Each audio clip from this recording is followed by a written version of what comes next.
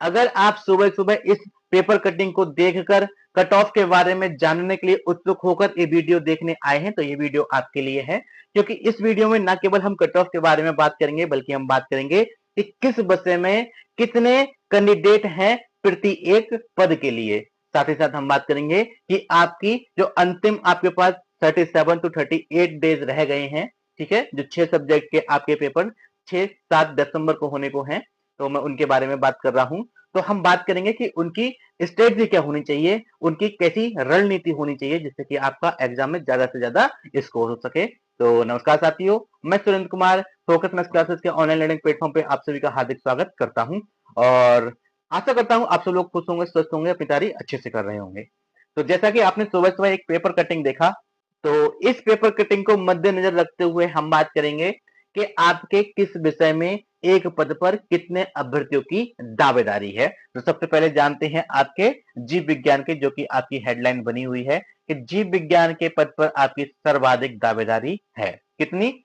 प्रत्येक पद के लिए 707 व्यक्ति चाहिए। ठीक है, तो मैंने इस सब कटिंग का एक ब्यौरा लिख रखा है। क्या है? कह रहे हैं आपके 214 पद थे किस चीज के? जीव विज्ञान के, जिसपे आपके औसतन 1,51,366 अभ्यर्थियों ने अप्लाई किया हुआ था। तो अगर हम निकाले तो यहां से आपके प्रत्येक सीट के लिए आपके 707 कैंडिडेट लग रहे हैं, मतलब एक सीट के लिए आपके 707 कैंडिडेट की दावेदारी है। ऐसे ही एक चीज तो आप जानते होंगे कि आपका जो यूपीपीएससी के द्वारा LT grade exam last time 2018 में आया था, अब जो है 2025 में आया, तो पूरे 7 साल इनको लगे एक वैकेंसी निकालने के लिए। बात करते हैं जीव विज्ञान की। जीव विज्ञान के आपके 701 पदों के लिए 2,09,575 कैंडिडेट ने अप्लाई किया। तो ऑन एवरेज पर सीट निकाले तो आपका पर सीट 299 कैंडिडेट पर सीट बैठ रही हैं। एक सीट पे लगभग लगभग 300 बच्चों की दावेदारी है। वहीं मैं बात करता हूं गणित विषय की। ठीक है, ये आपके लिए एक्चुअली कंबाइन है, मेल प्लस फीमेल। हालांकि मैंने अपने ग्रुप में आपको मेल और फीमेल अलग अलग बता रखा है। ठीक है, तो गणित के आपके 1093 पद हैं, जिसपे 1,81,993 लोगों ने अप्लाई किया है। तो प्रत्येक सीट के लिए 171 कैंडिडेट की दावेदारी है। ठीक है, तो अब मैं आपको एक चीज और बता दूं, पहले आगे चलने से पहले ये जो सब्जेक्ट है उनको भी कवर अप कर लेते हैं। हिंदी के 687 पदों के लिए 1,29,514 बच्चों ने अप्लाई किया है। प्रत्येक सीट के लिए 189 कैंडिडेट हैं। ठीक है, कंप्यूटर की बात करता हूं तो 1,056 सर्वाधिक सीट इसी में रही थी। ठीक है, हालांकि ये सेकंड है क्योंकि मैथ में भी 1,093 थी।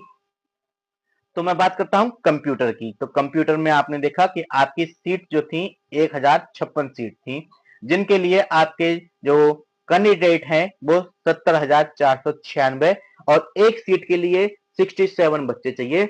सबसे कम कंपटीशन जो आपका है वो आपके कंप्यूटर सब्जेक्ट में है, सबसे ज्यादा आपका बायो में है, जीव विज्ञान में है। ठीक है, और हाल फिलहाल और देखते हैं तो आपके सामाजिक विज्ञान पर भी अच्छा खासा कंपटीशन है।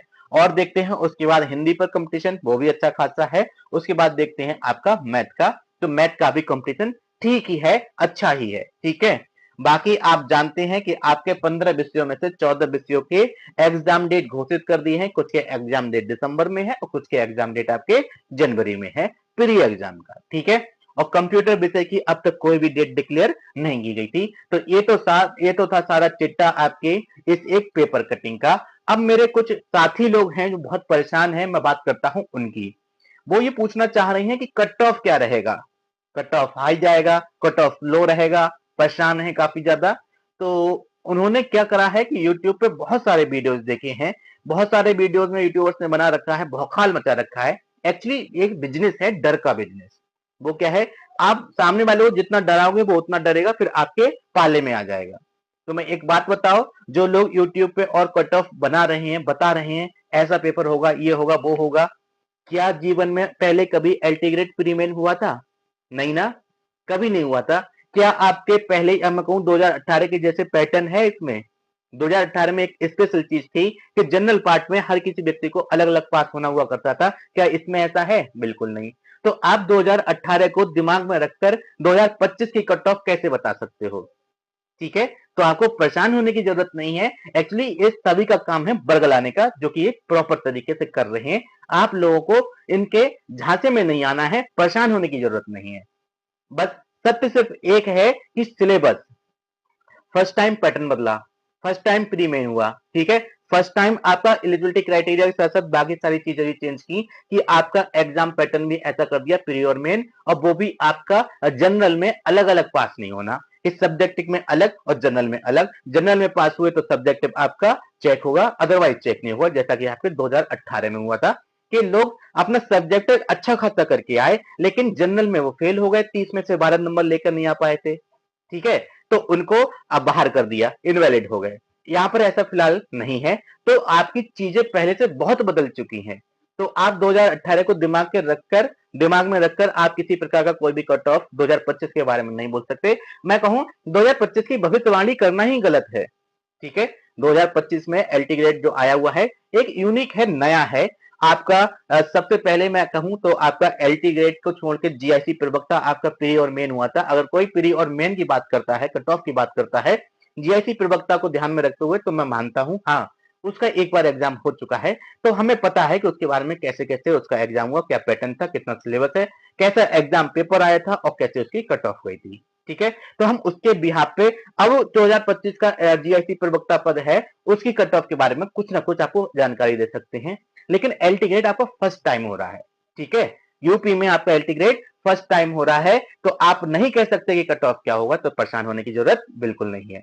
दूसरा मैं बात करता हूं, मेरे साथी ने मुझसे कहा था कि कट ऑफ को लेकर बहुत ज्यादा परेशान थे, थोड़ा मोटिवेटेड डाउन फील कर रहे थे, तो सोच रहे थे कि शायद कहीं से मोटिवेशन मिल जाए। तो दोस्त आपको मैं एक बात ही कहना चाहूंगा कि आपने जब बीएड किया होगा तो आपने बीएड में दो चीजें पढ़ी होंगी। मोटिवेशन आपका दो टाइप का होता है, एक होता है इंटरनल मोटिवेशन, एक होता है एक्सटर्नल मोटिवेशन। एक्सटर्नल क्या होता है उसके बारे में बाद में बात करते हैं, इंटरनल होता है वो पहले बात कर लेते हैं, इंपॉर्टेंट है। कोई चीज होती है जिसको देखकर हमारा खुद से मन करता है नई नई चीजें जानने का, ठीक है, मेरे सामने कोई चीज जानने की कोशिश की अंदर से, कोई मुझसे नहीं कहेगा कि भाई तुम जाके पढ़ो या कहो देखो क्या है, नहीं, मेरा खुद से मन करेगा यार कुछ नया मिला, चलो पढ़ते हैं जाके, यार ये टीचर अच्छा पढ़ा रहा है तो इसके पास देखते हैं कुछ और नया मिलेगा, ठीक है। ये नहीं कि कोई और कह रहा है कि यार वो वाला टीचर बहुत अच्छा पढ़ाता है, उसके पास जाकर उसकी वीडियो देख लो, ठीक है, वो हो गया। अगर कोई और रिकमेंड कर रहा है, किसी और के कहने से आप कोई काम कर रहे हैं या किसी और से आप प्रेरित हो रहे हैं, तो आपका एक्सटर्नल मोटिवेशन है। और अगर आपका अंदर से ही रुचि है, अंदर से ही एक्साइटेड हो, वो आपका इंटरनल मोटिवेशन है। तो भाई साहब इंटरनल मोटिवेशन इंपॉर्टेंट है, एक्सटर्नल किसी काम का नहीं होता। एक्सटर्नल मोटिवेशन जैसे कि खान सर कहते हैं बकलोली, ठीक है ना, तो बकलोली का कोई मतलब नहीं होता। आप किसी और की बातें सुन के कोई काम करें तो हमारे टीचर होने पर लानत है वो चीज।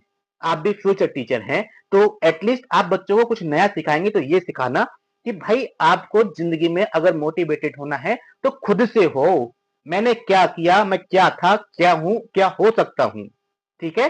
तो खुद से अपनी कंपैरिजन खुद के साथ करो और आप पाओगे क्या कि आप एक अलग तरीके से मोटिवेटेड फील करोगे, अलग से एनर्जी फील होकर आएगी, ठीक है, आप खुद से और ज्यादा एनर्जेटिक फील करोगे।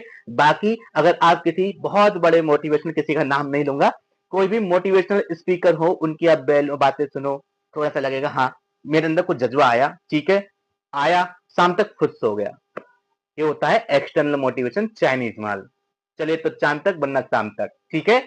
और इंटरनल क्या होता है, वो होता है आपका एलआईसी पॉलिसी जैसा कि जीवन के साथ भी जीवन के बाद भी, ठीक है, वो आपका इंटरनल मोटिवेशन। तो किसी की बातों की आपको जरूरत नहीं है, आप टीचर हैं या फिर फ्यूचर टीचर हैं, आप खुद से एक्साइटेड होने चाहिए, खुद से मोटिवेटेड होने चाहिए, और अपने जो मोटिवेशन के साथ साथ आप दूसरे बच्चों को सिखाएंगे कि आपको दूसरों से नहीं खुद से मोटिवेटेड होना है।